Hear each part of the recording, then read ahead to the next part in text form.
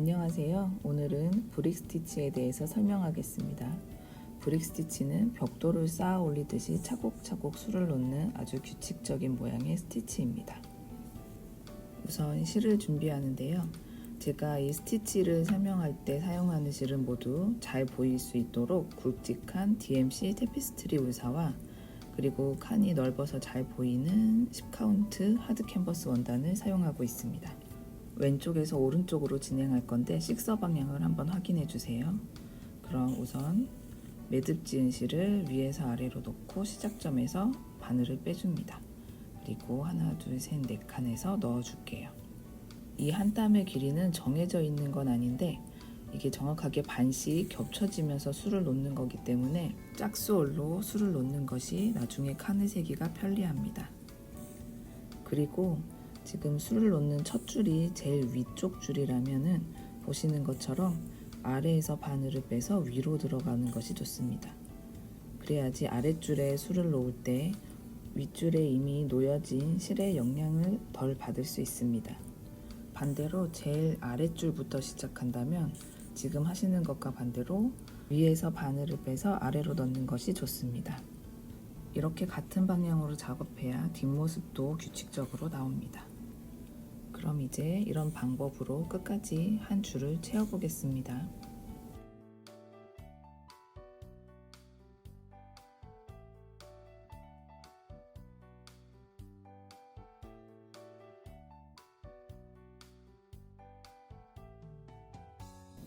이제 한 줄을 다 끝내셨으면 다음 줄을 다른 색실로 하실 때 실을 매듭 짓는 게 아니고 이렇게 손에 닿지 않는 곳으로 앞으로 멀리 보내줍니다.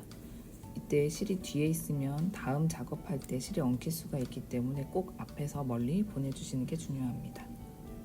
그럼 두 번째도 앞의 방법과 똑같이 진행하는데요. 역시 아래에서 바늘을 빼서 위로 넣어줍니다. 땀의 길이는 첫 줄에 놓았던 그 땀의 길이와 똑같이 합니다. 브릭 스티치는 이렇게 일정한 길이의 땀을 차곡차곡 쌓아 놓듯이 수를 놓는 스티치입니다. 저는 이렇게 한 땀씩 지그재그로 수를 놓았는데 이거를 두 개를 한 쌍으로 해서 지그재그로 수를 놓아도 상관이 없습니다. 그때그때 상황에 따라서 변형을 시킬 수 있습니다. 그럼 두 번째 줄도 끝까지 완성을 해보겠습니다.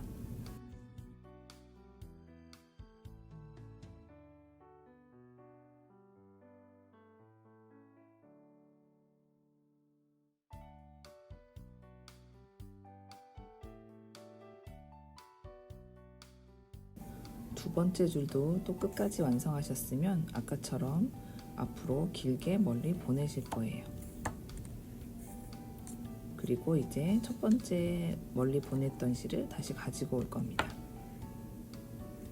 다시 바늘을 꽂으셔서 뒤로 빼내시고 그 다음 뒤로 돌리시면 바로 밑으로 내려가서 수를 놓는 게 아니고 앞에 놓인 실을 한 번씩 걸어주면서 가실 거예요.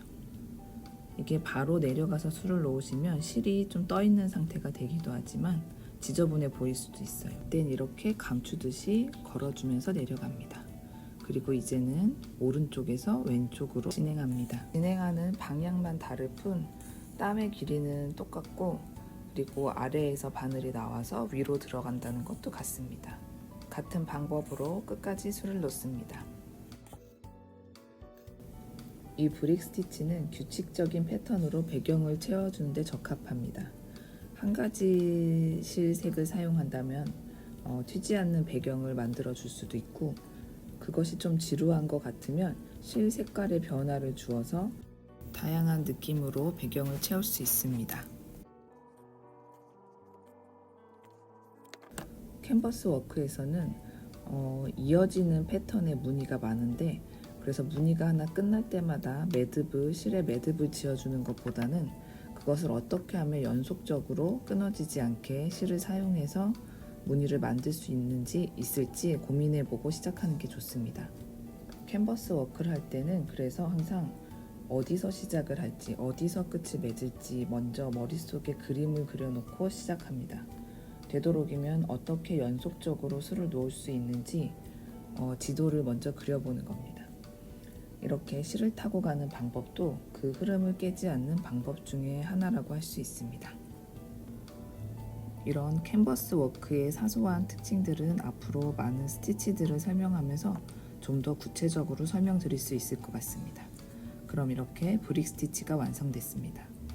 규칙적으로 차곡차곡 수놓아진 스티치입니다. 어렵진 않으셨죠? 오늘도 영상 끝까지 봐주셔서 감사하고요. 앞으로도 더 많은 스티치, 재미있는 스티치 연습할 테니 끝까지 지켜봐 주세요.